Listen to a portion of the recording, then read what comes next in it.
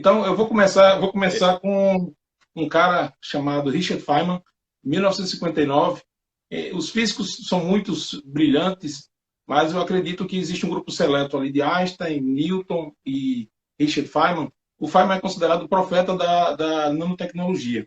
Em 1959, ele disse o seguinte: haverá um dia em que será possível escrever toda a enciclopédia britânica na cabeça de um fósforo. Então, são vários volumes de enciclopédia britânica, e ele disse, olha, quando se conseguir manipular átomos, você conseguirá escrever toda a enciclopédia britânica numa cabeça de um palete de um fósforo. Aí, para que escrever a enciclopédia britânica na cabeça de um fósforo? Na realidade, a nanotecnologia, ela afeta vários ramos. Eu vou definir primeiro ela, né? Então, a nanotecnologia é essa ciência de manipular átomos e moléculas. Então, para você ter uma ideia do que é a nanotecnologia, eu vou trazer uma régua aqui. Estou com a réguinha, certo? Essa régua aqui tem 30 centímetros, né? Então, se eu dividir lá no meio, se eu dividir em duas partes, eu tenho duas réguas de 15.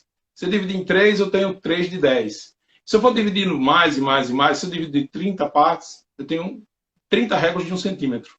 Mas aí o que é que a ciência fez? Pegou essa régua, ao invés de dividir por 30, por 100, ela dividiu por 1 bilhão.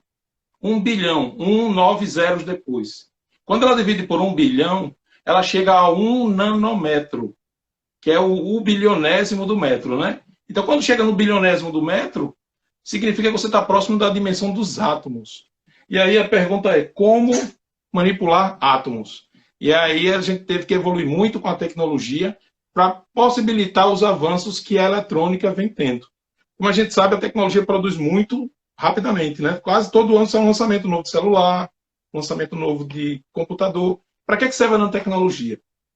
Dentro dos computadores tem um elemento básico, um dos exemplos, tá? Eu vou focar muito na medicina também. Um dos exemplos é o computador. Dentro dele tem uma unidade básica, que é a CPU, que é formada por pequenos blocos, chamados transistores. Cada transistor, o primeiro deles era gigantesco, foi desenvolvido. Então ele era muito grande, ele cabia na palma da mão, só que hoje já se consegue colocar 1 milhão, 100 milhões de transistores num chipzinho bem pequeno.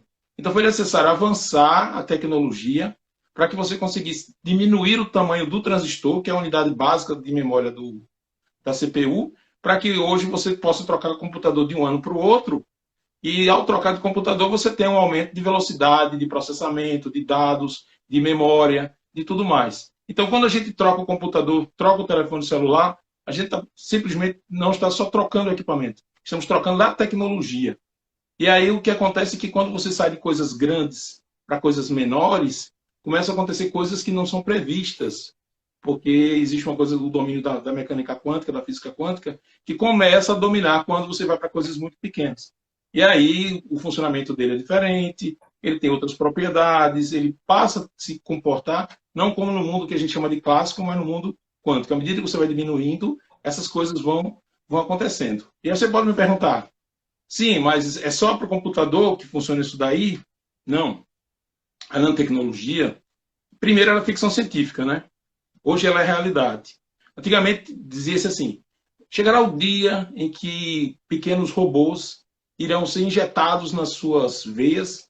Esses robôs levarão pequenas escavadoras, irão chegar na sua artéria que está lá obstruída por gordura, irão escavar a artéria e jogar dentro do lixo, irá ser excretado pelo corpo. Isso era ficção científica.